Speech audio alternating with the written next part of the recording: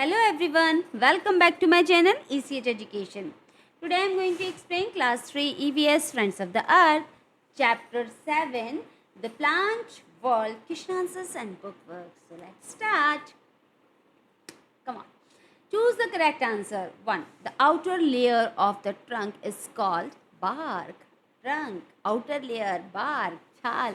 यदि आप लोगों ने मेरा वीडियो एक्सप्लेनेशन वाला नहीं देखा है तो प्लीज़ आप जाइए और उसको देखिए.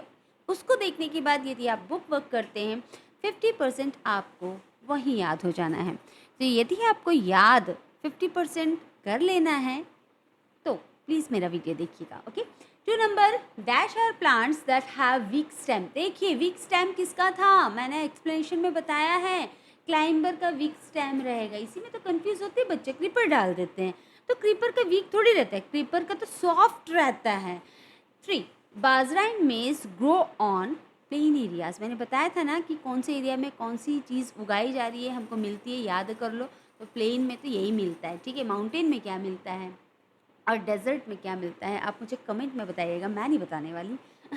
4 number is use for making paper. Paper का बताया था ना, बैम्बू एंड यूकेलिप्टस, तो बैम्बू आ जाएगा. ट्रू फॉल्स आता है. 1 number, the part of the plant that grow above, above ऊपर, the ground is the root system. अरे ऊपर रूट थोड़ी रहता है, ऊपर तो शूट रहता है, इसलिए फॉल्स हो जाएगा. 2, shrubs have strong and short stem. Yes, true. 3, plants grow wherever they find air, water, sunlight and the right soil for growth. Yes, true. उसको ये सब चीज़ें चाहिए ना भाई बढ़ने के लिए. तुम्हें खाना नहीं देंगे तुम्हारा क्या होगा. 4 number, trees absorb the oxygen and release carbon dioxide. हटो है, अगर वो कार्बन डाइऑक्साइड छोड़ेंगे तो हम क्या जिंदा रहेंगे, नहीं. फॉल्स. ओके. सी का है fill in the blanks. The dash of plants go deep in the soil. Deep बोल रहा है ना, अंदर जाएगा. क्या जाएगा, प्लांट का अंदर क्या जाता है, रूट जाता है, इसलिए यहाँ पे रूट आएगा. 2, shrubs can also have stem. मतलब श्रब वो झाड़ियाँ, मल्टीपल स्टेम रहता है ना, बहुत सारा स्टेम रहता है ऊपर की तरफ, multiple. 3, the dash brought the tomato and potato. कौन लेके आए थे इंडिया में, पुर्तगीज लेके आए थे, काजू भी लेके आए थे. Okay.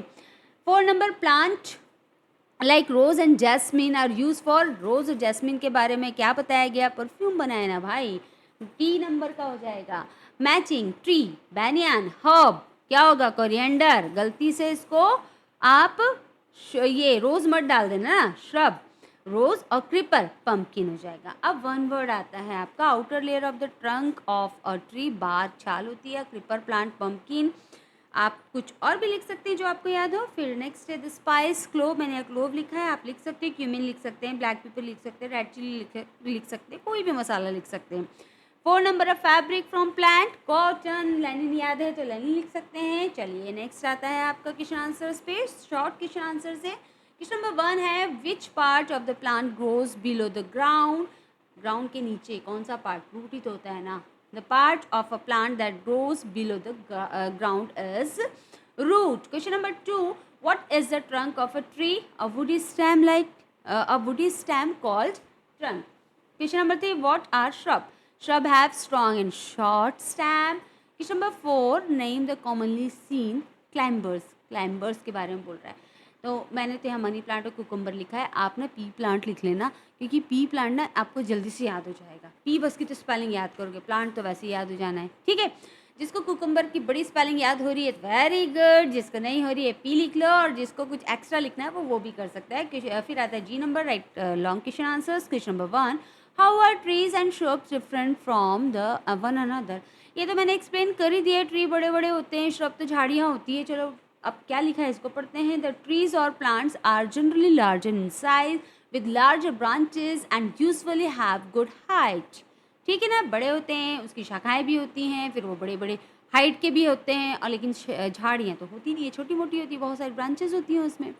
The shrub on the other hand are short. वो छोटी होती हैं और ब्रांचेस भी छोटी होती हैं. And at grow in all direction have lower leaves. और छोटी छोटी पत्तियाँ रहती हैं और सभी डायरेक्शन में वो बढ़ती जाती हैं.